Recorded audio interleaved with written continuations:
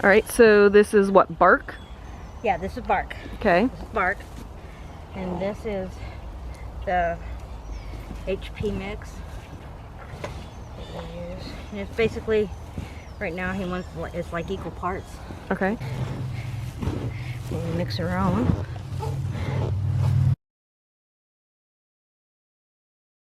Today we're going to do some begonias, some peperomias, just using different types of soil mixtures. Sometimes when we get plants in from the larger growers, we can't grow everything here ourselves. We bring stuff in. And sometimes the media they use holds too much water, in our opinions. We'll still leave them like that for a while, but if we feel we're going to hold the plants longer, then we'll change out the soil on it. So we'll do that first. Okay. This is one of the Harmony's begonias. And what we're going to do is this soil tends to stay very wet. So I like to change it out, and I have two different options to do that. We're going to take most of the soil off. It's still good soil and there's no weed seed in it, there's nothing wrong with it. So we'll just take most of it off very carefully. And then I have a couple different options to go here. This is a cocoa core. The cocoa core will not stay wet very long, but yet it has good aeration and stuff. Okay. We can either use that. I use this more for like the bat plants or ferns. For begonias, I like to use a straight bark. This bark is very fine. It's called micro nuggets. It's hard to find, unfortunately. We put a little bit on the bottom just to cover the base so no holes are showing. A teaspoon of fertilizer in there. Are those the chicken poops? Okay, these are our turkey poop, and then the purple pellets are a longer term, so that if the turkey poop lasts about a month. So, okay. And if somebody needs the turkey poops, they can buy them from you, yeah, right? I believe they're online on the website. Okay. I'll add a little bit more just to create a protection barrier so you're not putting the plant right on the fertilizer, which the turkey poop really doesn't burn, so it's not too much of an issue. Okay. We'll put this guy back. So it was basically covered up. Put this guy back in. We don't crush him down or anything. We add a little bit of bark all the way around. And 4 fingers, I just give a little push on the outside just so he's a little more stable. We'll dress it again with about a teaspoon of our turkey poop just around the ends. Okay. And now this one here, I won't have to worry about overwatering it. I can water it every day if I want to. Okay. When we do water, we try to add fertilizer to our water at a very minimal amount. That allows the plants to grow faster, and it gives it more nutrients, and it helps fight against any issues that might arise, whether fungus, bugs coming in, is anything that might come about. No different than you taking vitamins every morning. I like to use a short pot on plants that don't like a lot of water. This allows them to dry out faster also. However, when the plant gets large, it's going to require more work for you, but at least you'll have a healthy plant in the meantime. This next one is peperomias. Peperomias are really kind of a fussy plant, kind of a pain at times. So we're going to use a different material for that. And peperomias, they always tend to stay wet. This was already planted. This is sphagnum moss. This was already planted in sphagnum. We watered this morning. That's why everything is wet. It's already so.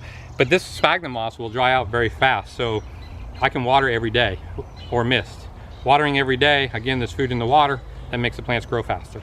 So depending on when we process and ship the plants out, how moist they are, we try to make sure they're not too bad when they go out. If they are very wet, we will add some sphagnum moss around them to help absorb some of the water away from the plant.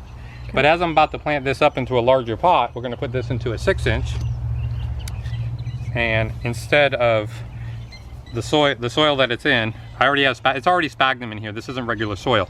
But we're going to do the same thing. The bottom's going to get layered with bark. Good sized handful of turkey poop mixture. Cover it up for protection. Now in this case, I want to keep this plant so that it's not going to stay wet too long ever. So I'm not even going to use the bark on this because I find that it does a lot better in sphagnum moss. So we just wrap the root ball completely, about the amount that we need to cover this pot. Put it into position, a little weed, and push it in here again. We don't push down on the root ball, we push down on the outer material. Just want to pack the soil so the plant won't bounce around. And again, this plant will be ready in about 3 weeks for sale. And top dress it again. This is the straight turkey poop again. And not putting too much in there, but I know it looks like a lot, but it really doesn't hurt the plant at all.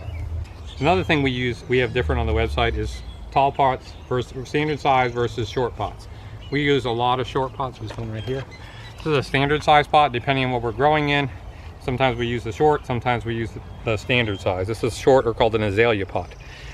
The plants that don't like a lot of water, I like to keep everything as short as I can so it dries out fast enough. Yes. Right now we're going to do the bat plants. Is that these? Yes, that are these here. A lot of people have trouble growing the bat plants. I think we've pretty much got it narrowed down that I don't even have to do anything. If it's dying, I touch it and it comes back to life. I don't know.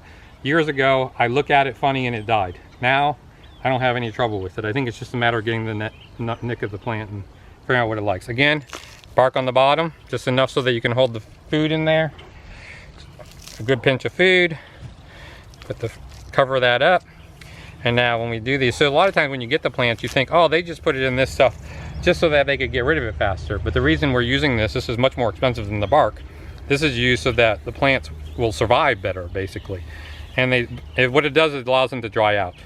Again, we wrap the sphagnum about enough to cover the pot. And then we just shove him in, fingers on the outside, and just drop him in. It's not pretty on the outside, I don't care. Once this gets watered a few times, it'll start to compact. And by the time it gets sent to the customers, it'll just be part of the soil.